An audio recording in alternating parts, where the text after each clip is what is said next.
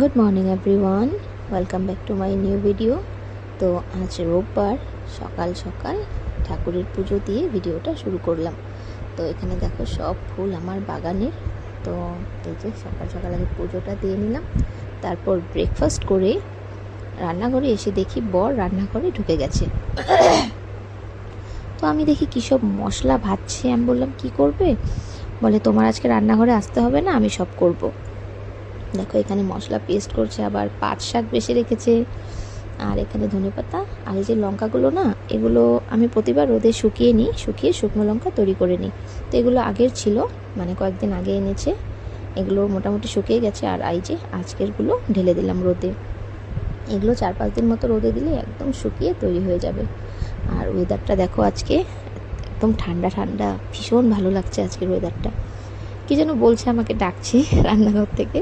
তো গিয়ে দেখি, আর দেখো গতকালকে দুধ জাল দিতে ভুলে গেছিলাম, বোতলের মধ্যেই দই হয়ে গেছে।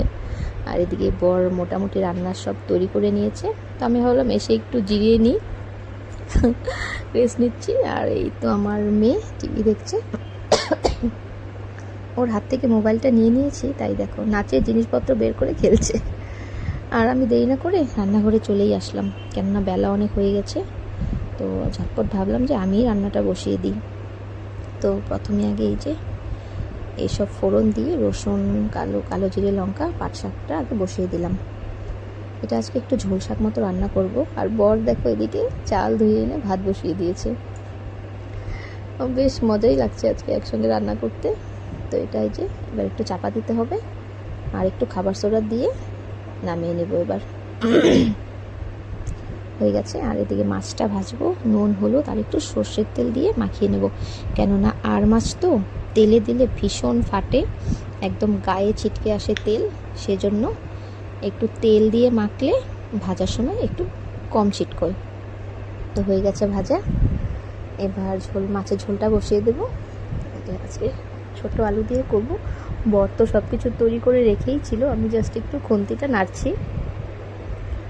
আর এই মশলাতে না হলুদও দিয়ে একবারে ভিজিয়ে রেখেছে। তো এই যে দিয়ে দিলাম মশলাটা, এখনই জাস্ট সেন্ট বেরোচ্ছে। একটু বাটি ধোয়া জল দিলাম, এবার একটু কষিয়ে নিয়ে জল দিয়ে দিচ্ছি। ঝোল ফুটে উঠেছে, এবার দিয়ে দিলাম মাছগুলো। এই যে প্রায় হয়েই এসছে, এবার শুধু ধনেপাতা আর গরম মশলা দিতে হবে। এই যে দিয়ে দিলাম, এবার নামিয়ে নেব। এডিটিং করার সময় না আমার জিভে জল চলে আসছিল। নিজের রান্না বলে বলছি না, আজকে বরের স্পেশাল মশলার ছোঁয়ায় রান্নাটা জাস্ট ফাটাফাটি হয়েছিল, এই মাছের রসাটা। তো এই যে মেয়েকে খেতে দিয়ে দিয়েছি, আমরাও খাওয়া দাওয়া করে নিলাম। এবার আমি একটু যাচ্ছি আমার এক বান্ধবীর বাড়িতে। ও আমাকে একটু ডেকেছিল, কোনো দরকার আছে হয়তো। তো এটা আমাদের গলি, তো ওর বাড়িতে একটু যাচ্ছি। দেখো বান্ধবীর বাড়ির মন্দির, উঠোনে আর কি এটা। তো আমি আবার ঘুরে চলে আসলাম বাড়িতে। এবার আমার লাইভ আছে, লাইভে বসবো। তারপর লাইভ শেষ করার পর দেখো, আর এদিকে বাইরের ওয়েদার, উফ কি দারুণ হাওয়া। বৃষ্টি নেই যদিও, কিন্তু খুব সুন্দর ওয়েদার ছিল আজকে সারাটা দিন।